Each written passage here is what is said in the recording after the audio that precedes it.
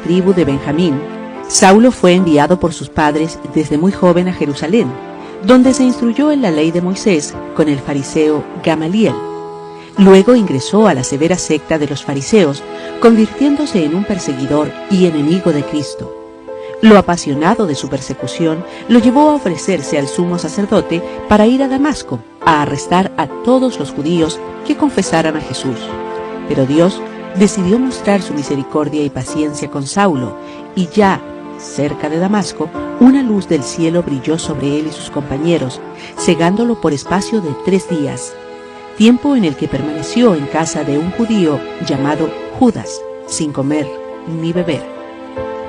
Por revelación de Cristo, el cristiano Ananías fue al encuentro de Saulo, quien recuperó la vista y se convirtió, accediendo al bautismo y predicando en las sinagogas al Hijo de Dios, con gran asombro de sus oyentes.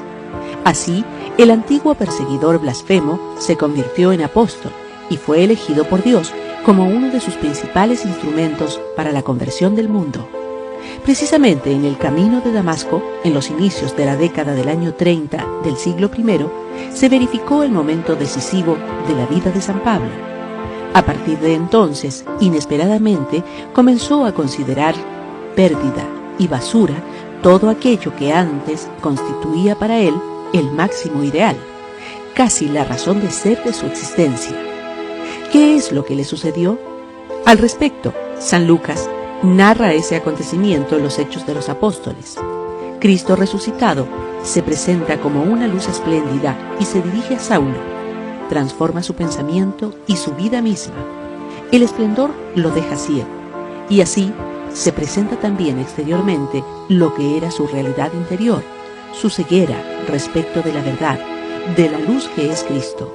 San Pablo, por tanto, fue transformado por un acontecimiento, por la presencia irresistible del resucitado, de la cual ya nunca podrá dudar.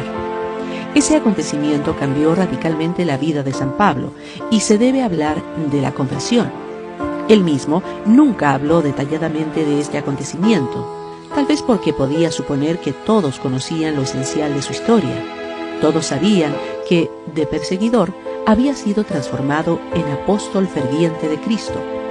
Jesús murió crucificado, fue sepultado y tras su resurrección se apareció primero a Cefas, es decir, a Pedro, luego a los 12, después a 500 hermanos que en gran parte entonces vivían aún, luego a Santiago y a todos los apóstoles. Al final de este relato, recibido de la tradición, añade: y por último, se me apareció también a mí, dice San Pablo. Así, sus escritos convergen en un punto fundamental. El resucitado habló a San Pablo, lo llamó al apostolado, hizo de él un verdadero apóstol, testigo de la resurrección, con el encargo específico de anunciar el Evangelio a los paganos, al mundo grecorromano. En ese momento no perdió cuanto había de bueno y de verdadero en su vida, en su herencia, sino que comprendió de forma nueva la sabiduría, la verdad, la profundidad de la ley y de los profetas. Se apropió de ellos de modo nuevo. Al mismo tiempo, su razón se abrió a la sabiduría de los paganos al abrirse a Cristo con todo su corazón.